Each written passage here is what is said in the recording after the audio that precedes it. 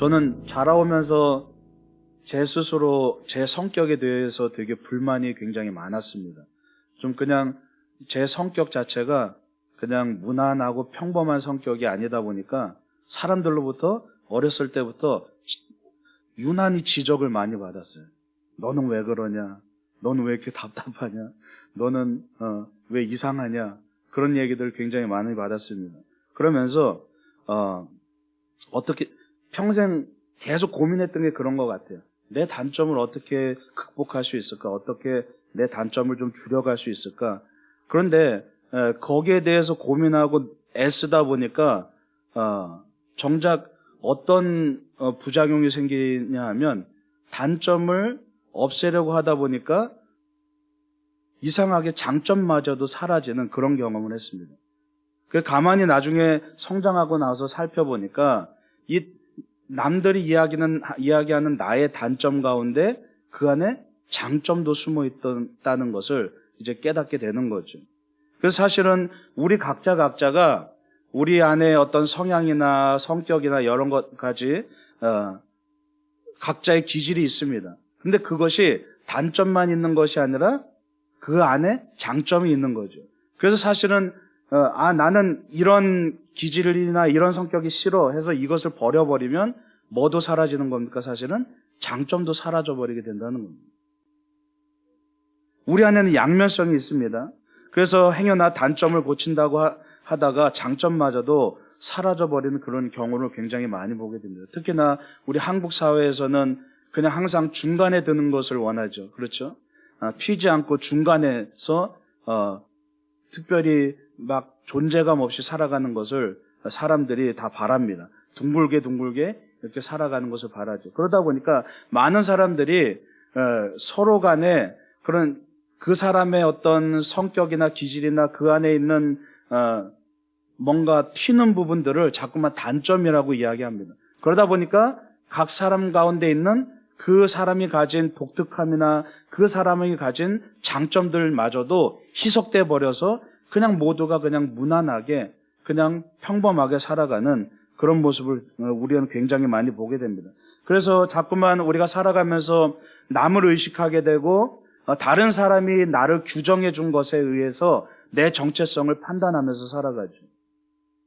그래서 자꾸만 내 안에 있는 독특함들과 내 안에 있는 하나님이 주신 그 귀중한 것들을 잘 만들어가기보다는 오히려 다른 사람들이 바라는 대로 살아가고 또는 부모님이 바라는 대로 커가고 또는 사람들이 규정한 대로 그런 사람이 되어야 된다는 그런 강박관념 속에서 우리가 성장하는 모습을 굉장히 많이 보게 됩니다.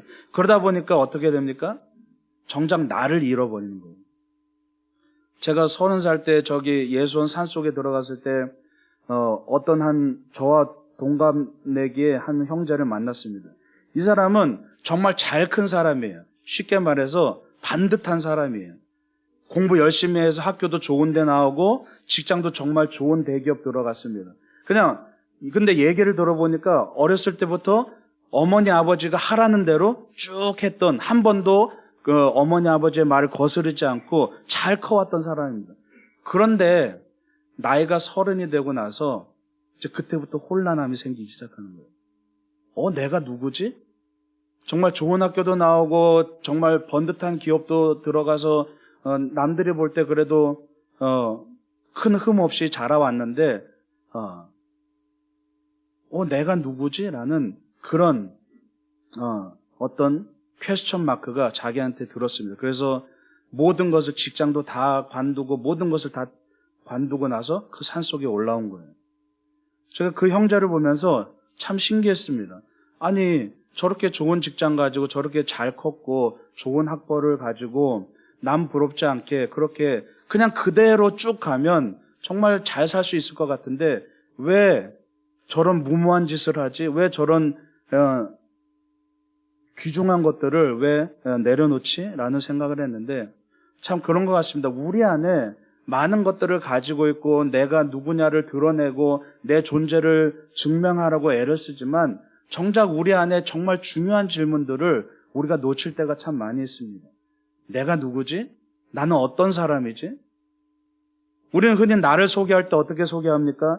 저는 어떤 집사, 누구누구 집사입니다. 저는, 누구누구 부장입니다. 누구누구 과장입니다. 또는, 우리 전통적으로 여성들은 대부분 어떻게 자기를 소개합니까? 내 이름을 소개하는 것이 아니라 저 누구네 엄마입니다.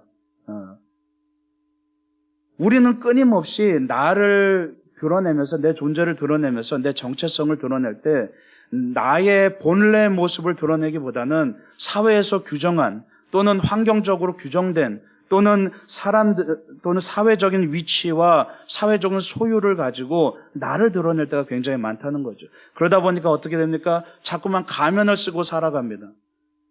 내가 어떤 집사라는 가면, 내가 어느 회사의 부장이라는 가면, 내가 누구네 엄마라는 가면을 쓰고 살아갑니다. 그 가면을 두텁게 쓰고 살아가다 보니까 정작 내가 누군지, 정말 내가 이 땅에서 어떤 존재인지, 누구의 엄마로서가 아니라, 누구의 아빠로서가 아니라, 누구의 아들, 딸로서가 아니라, 어느 회사의 부장, 과장으로서가 아니라, 어느 교회의 집사, 권사로서가 아니라 정말 내가 하나님 앞에서 어떤 존재인지를 잘 모른 채로 망각하면서 살아간다는 거죠.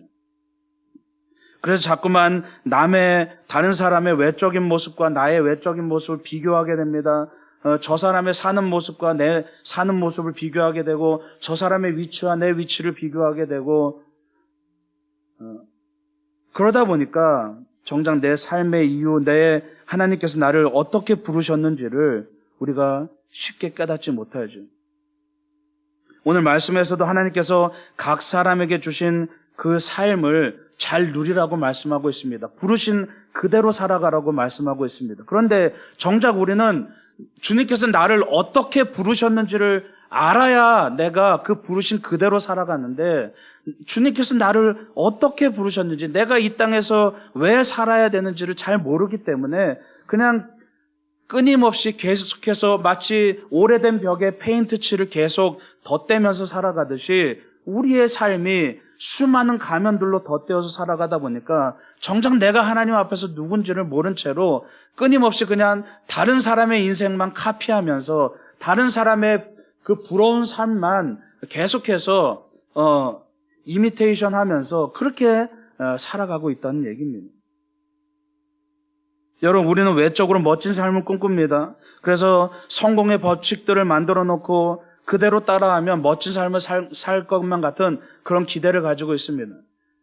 예전에도 그런 유명한 책이 있었죠. 성공하는 사람들의 7가지 법칙. 또 요즘에 서점에 가면 하나같이 대부분 베스트셀러 책들이 뭡니까? 어떤 처세술에 관한 것들 또는 자기 개발에 대한 서적들. 요즘엔 정말 안타까운 것이 인문학이 사라져버리고 많은 사람들이 실용적인 학문들만 대하면서, 특히 대학생들도 기초 학문들이 다 사라지고 그냥 당장 취업에 필요한 실용적인 것들만 붙잡으면서 살아갑니다. 그만큼 우리 안에 그만큼 가치들이 떨어져 버렸다는 얘기죠. 왜 그렇습니까? 내 안에 참된 나의 존재를 깨닫고 살아가야 내 삶이 가치가 있는데, 우리는 끊임없이 자꾸만 내 외적인 가면만 두텁게 만들어버리고, 그리고 그 가면이 두터워지면 두터워질수록 내 앞에 가면을 정말 멋지게 황금칠을 하면 할수록 내 삶이 정말 귀한 삶일 것이다, 내 삶이 대단한 삶일 것이다, 그렇게 착각하면서 살아갑니다. 여러분, 그런데 고린도후서 4장 7절에 우리가 이 보배를 질그릇에 가졌으니 이는 심히 큰 능력은 하나님께 있고 우리에게 있지 아니함을 알게 하려 함이라 라고 말씀하고 있습니다. 우리가 뭘 가졌습니까? 이 보배를 질그릇에 가졌다라고 말하고 있습니다. 이 얘기는 뭐냐면 우리가 질그릇 같은 존재인데 우리라는 이 질그릇이라는 존재에 보배가 담겼다는 얘기입니다. 예수 그리스도라는 보배가 우리 안에 담겨 있다는 겁니다. 여러분, 그런데 이 말씀을 가만히 보십시오. 보배 없는 질그릇은 그냥 질그릇일 뿐입니다. 거기다 아무리 황금칠을 해도 그 그릇은 질그릇일 뿐입니다. 던지면 쉽게 깨어져 버리는 그냥 진흙으로 만든 질그릇일 뿐입니다. 중요한 건 뭡니까? 그 안에 무엇이 담겼느냐가 중요한 겁니다. 내 안에 하나님께서 함께 하시고 내가 변화되면 나는 질그릇일지라도 내 안에 보배이신 하나님께서 함께 하시기 때문에, 주님께서 함께 하시기 때문에, 나를 구원하신 예수 그리스도께서 나와 함께 하시기 때문에 그 예수 그리스도로 인하여서 나조차도 존귀하게 그렇게 여겨진다는 사실을 여러분 기억하시기 바랍니다. 여러분 풍선을 불어보십시오. 계속 불면 한계에 다다른 순간, 어느 임계점에 다다른 순간 그 풍선은 터져버립니다. 터지기 위해서는 그만큼 뭡니까? 내적으로 준비되어져 있어야만 하지. 압력이 차올라야 됩니다. 그 임계점까지 압력이 가득 차야 됩니다. 다시 말해서 우리의 외적인 삶은 사실은 우리의 내적인 태도에서 결정된다는 사실입니다. 내가 내 안에 내적인 가치를 만들어가고 준비되어졌을 때 마침 그 임계점을 넘으면 풍선이 터지듯이 내 삶도 그렇게 하나님의 은혜 안에서 폭발한다는 사실이죠. 그래서 내게 주어진 지금의 삶에서 최선을 다하고 하나님 뜻대로 살려는 태도가 갖추어졌을 때, 그때 비로소 내가 영그러졌을 때, 말 그대로 열매를 맺었을 때, 그때 비로소 하나님께서 우리를 사용하신다는 사실을 여러분 기억하시기 바랍니다. 로마서 8장 28절에 이런 말씀이 있습니다. 우리가 알거니와 하나님을 사랑하는 자, 곧 그의 뜻대로 부르심을 입은 자들에게는 모든 것이 합력하여 선을 이루느니라 라고 말씀하고 있습니다. 하나님의 뜻대로 부르심을 입은 자들에게 모든 것들이 다 합력하여서 선을 이루겠다라고 말씀하십니다. 내가 먼저 준비되면 하나님의 부르심에 순종하고 그 부르심에 준비됐을 때 내 주변의 모든 상황들과 환경들이 내 삶에 도움이 되게끔 맞춰진다는 얘기입니다. 하나님께서 나를 통해서 선을 행하시는데 그 선이 가장 최선을 행하신다고 오늘 말씀하고 있습니다. 어떻게 할 때요? 그 부르심에 내가 순종할 때. 여러분, 다윗이 골리앗을 쓰러뜨렸습니다. 다윗이 골리앗을 쓰러뜨릴 수 있었던 비결이 뭡니까? 당연히 하나님께서 도와주셨죠. 그렇죠? 당연히 하나님께서 도와주셨으니까 다윗이 겁도 없이 그 앞에 나가서 용감하게 골리앗을 상대할 수 있었습니다. 그런데 근본적으로 다윗이 골리앗을 쓰러뜨릴 수 있었던 이유는 뭡니까? 물맷돌을 정확하게 던져서 골리앗의 급소에 맞췄던 거죠. 어떻게 다윗에게 이런 능력이 생겼습니까? 갑자기 뜬금없이 이런 능력이 생겼습니까? 아니죠. 다윗이 목동으로서 양떼를 돌보면서 자기에게 맡겨진 그 자기 삶에 최선을 다했을 때 맹수들로부터 양떼를 지키기 위해서 열심히 시간 나는 대로 물맷돌을 던지는 연습을 하면서 자기에게 주어진 그 사명, 자기에게 주어진 그 맡겨진 일들에 최선을 다했을 때 그가 결국엔 하나님께서 그를 사용하셔서 그 한순간, 골리앗을 만나는 그 한순간을 위해서 평생을 그가 물맷돌을 던지게 하셨습니다. 그리고 그 한순간을 통해서 다윗이 골리앗을 이기게 하시죠. 말 그대로 다윗은 하나님의 자녀로서 자기에게 주어진 그 소명을 잘 깨닫고 있었습니다. 여러분, 하나님은 우리를 하나님의 존귀한 자녀로 이 땅에 보내셨습니다. 그리고 우리에게 사명을 주셨습니다. 어떤 사명입니까? 여러분, 성경 말씀 한번 찾아보겠습니다. 베드로전서 2장 9절 말씀입니다. 베드로전서 2장 9절 말씀.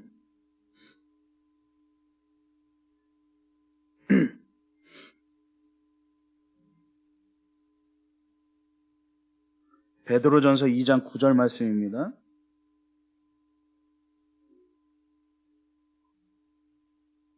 우리 다 찾으셨으면 우리 한 목소리로 봉독하겠습니다. 시작.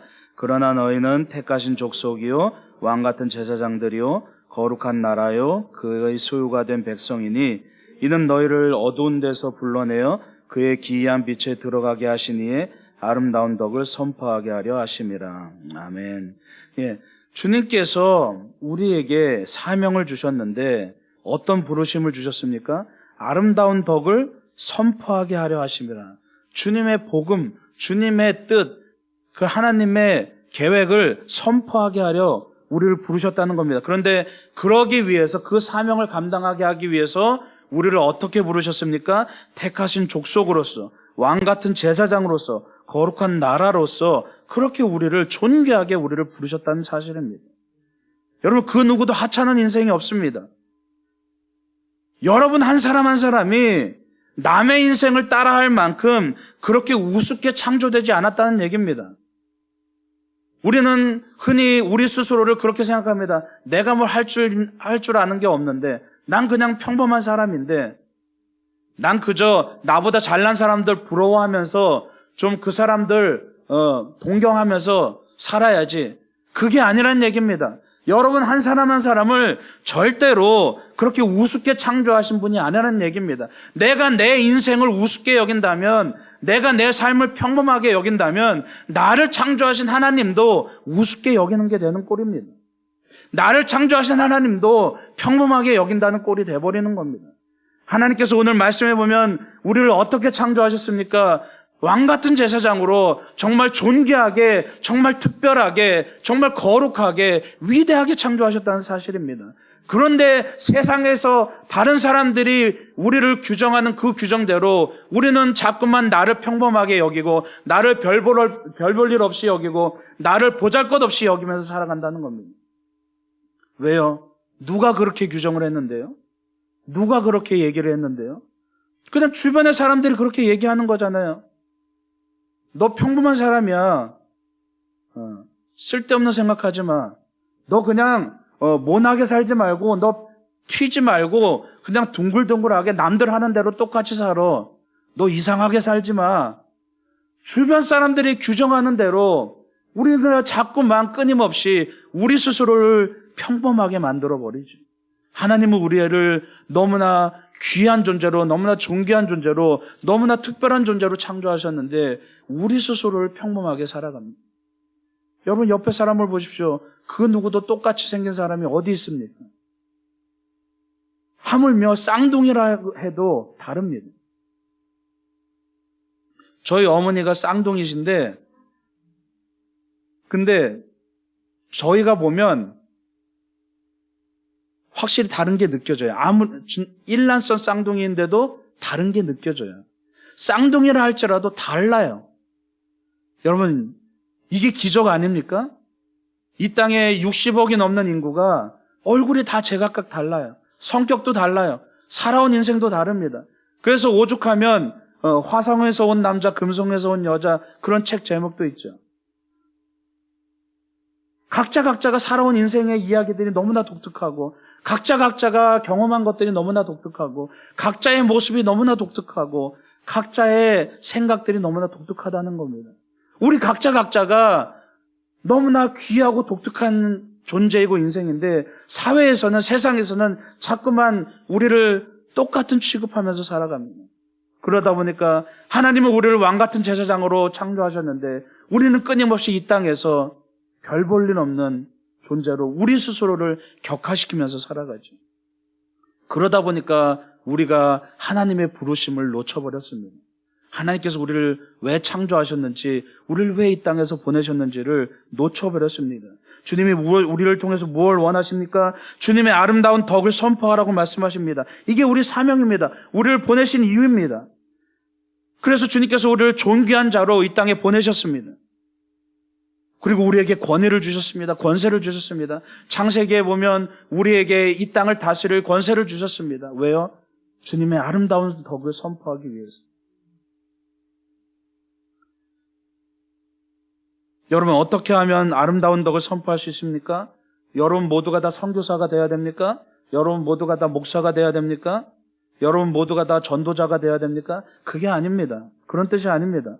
오늘 본문 말씀에 의하면 각자 자기의 자리에서 자신의 부르심 그대로 따라가라는 얘기입니다. 내게 주어진 그 삶이 여러분의 부르심의 현장인 것을 여러분 기억하시기 바랍니다. 거기가 여러분의 선교지입니다. 여러분, 물론 우리가 선교한다고 인도도 선교하고 해외도 선교하고 해야겠죠. 당연히 해야 됩니다.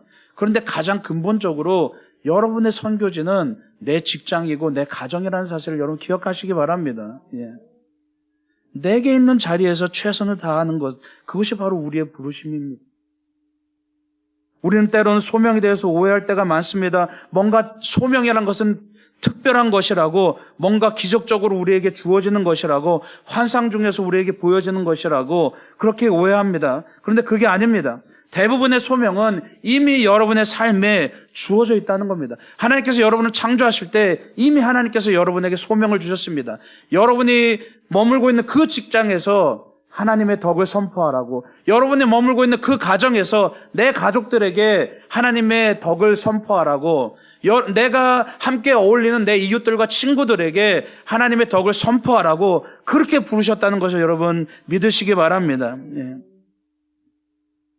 주님은 우리를 주님의 그 계획된 방향으로 인도하시는데 결코 강제로 우리를 인도하시지 않습니다.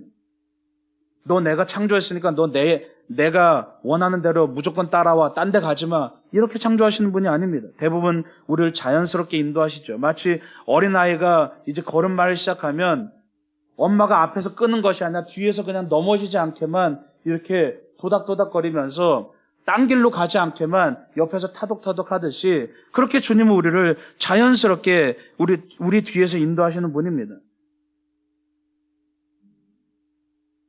주님의 그 부르심의 방법은 우리에게 그 환경을 만들어주시는 분입니다. 그래서 지금 있는 그곳이 우리가 있어야 할 바로 그 자리라는 얘기죠. 때로는 내 삶이 힘듭니다. 내 환경이 힘듭니다. 그런데 대부분의 그 이유는 내가 그 자리에서 마땅히 해야 될 일을 하지 않고 마땅히 갖춰야 될 태도를 갖추지 않았을 때 사실은 우리가 환경이 힘들다고 우리가 환경 탓을 하게 됩니다. 그런데 사실은 환경이 어려운 것이 아닙니다. 바로 내 태도가 올바로 세워지지 않았을 때 우리는 나를 둘러싼 환경이 어렵다고 느끼는 것뿐이죠. 여러분, 소명을 가진다는 것은 외적인 변화를 말하는 게 아닙니다. 바로 내 안에서 시작되는 내적인 변화를 말하는 겁니다. 나의 상황과 위치가 변화되는 것이 아니라 나의 태도와 마음가짐이 변화되는 겁니다. 그래서 허드슨 테일러가 뭐라고 이야기했냐면 작은 일은 작은 일이다. 하지만 작은 일에 신실한 것은 큰 일이다라고 이야기했습니다. 예, 여러분, 우리에게 주어지는 수많은 사소한 일들, 말 그대로 사소한 일입니다. 그런데 그 일들을 내가 최선을 다해서 행할 때, 내가 그 일들을 정말 주님 앞에 순종하는 태도로 행할 때 그 사소한 일이 뭐가 되는 겁니까? 주님 앞에서 큰 일이 되는 겁니다. 또 마더 테레사도 비슷한 얘기를 했습니다. 나는 큰 일을 하지 않는다. 나는 작은 일을 큰 사랑으로 한다라고 말했습니다. 예, 주님은 위대한 일을 하는 사람을 원하시는 것이 아니라 작은 일을 위대하게 행하는 사람을 원하신다는 것을 여러분 기억하시기 바랍니다. 그 안에 우리의 부르심이 있는 겁니다. 여러분, 순종이란 건 뭡니까? 뭐 복잡하고 대단한 것이 아니라 순종은 내게 주어진 하루를 열심히 살아가는 겁니다. 그게 순종입니다. 주님이 우리에게 하루를 주셨습니다. 주님이 우리에게 일상을 주셨습니다. 그 하루를 최선을 다해서 살아가고 그 하루를 정말 주님과 함께 묵상하면서 살아가는 것, 그것이 순종이라는 얘기죠. 여러분, 오늘 성경 말씀을 보면 이 고린도 교회에 이 바울이 이 고린도 교회에 이 말씀을 쓴 이유가 있습니다. 고린도 교회 일부 사람들이 자신의 상황을 변화시킴을 통해서 하나님 앞에 더 합당한 자가 되려고 애를 썼습니다. 그래서 뭐 결혼한 사람이 독신이 된다든지 또는 믿지 않는 배우자와 이혼을 한다든지 또는 그런 어떤 자기의 상황을 바꿈으로 인해서 하나님 앞에 더 합당한 자가 될 것으로 그렇게 여겼죠. 그런데 바울은 어떤 그런 사회적이거나 법적인 신분과 하나님과의 관계는 무관하다고 말씀하고 있습니다. 그러면서 하나님께서 원하시는 것은 다른 게 아니라 네가 머물고 있는 그 자리에서 환경과 상황과 관계없이 위치와 관계없이 하나님께서 원하시는 그것은 바로 순종하는 그 태도, 그게 바로 우리의 부르심이라고 말씀하고 있는 겁니다. 우리의 환경이 나아진다고 해서 우리의 순종의 정도가 달라지지 않습니다. 우리는 그렇게 기도하죠. 하나님, 나한테 내가 돈 많이 벌게 해주시면 내가 선교 열심히 할게요. 내가 헌금 많이 할게요. 하나님, 나에게 이런 능력 주시면 내가 그 능력 가지고 뭔가 하나님의 일을 열심히 할게요 라고 기도하는데 그게 아니란 얘기입니다. 우리의 기도는 미래형이 돼서는 안 됩니다. 우리가 기도해야 되는 것은 하나님, 내가 머물고 있는 이 직장에서, 지금 내가 머물고 있는 내 가정에서 하나님 최선을 다하게 도와주세요. 거기서 내가 선교사가 되고, 거기서 내가 전도자가 되고, 거기서 내가 하나님의 선지자가 되게 해주세요라고 그렇게 기도하는 게 주님의 뜻이라는 얘기입니다. 여러분, 순종은 내일 하는 것이 아니라 바로 지금 이 자리에서 하는 것이라는 것을 믿으시기 바랍니다. 예. 질그릇이라고 쓸모없다고 아무것도 담지 못하게 막아놓고 그냥 거기다가 금으로 금박을 입힌다고 그것이 귀하다고 여겨질 수 있습니까?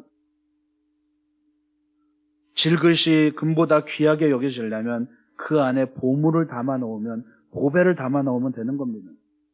여러분, 우리가 날마다 내 삶 가운데 순종할 때 주님이 우리 안에 임하신다는 것을 기억하시기 바랍니다. 성령의 임재라는 것은 우리가 때로는 기도하면서 특별하게 임하시기도 하지만 성령의 임재라는 것은, 성령의 특별히 내적인 임재라는 것은 우리가 날마다 우리 안에서 언제나 충만해야 되는 겁니다.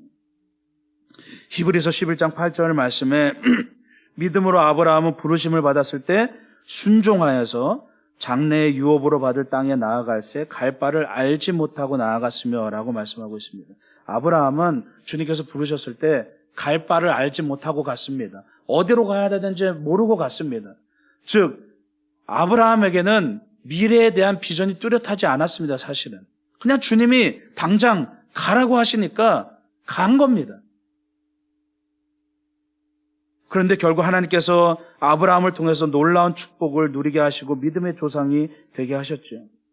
여러분, 지금 눈앞에 뭔가 보이지 않는다 할지라도, 뭔가 내 앞에 안개 낀 것처럼 자욱하다 할지라도 하나님께서 부르신 그 각자의 자리, 가정, 직장, 그 직분에서 오늘 지금 최선을 다하는 여러분 되시길 간절히 축원합니다.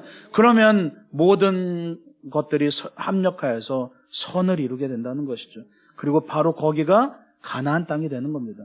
내가 머물고 있는 광야와 같이 여겨지는 바로 내 자리가 그 광야가 변하여서 가나안 땅이 되는 겁니다.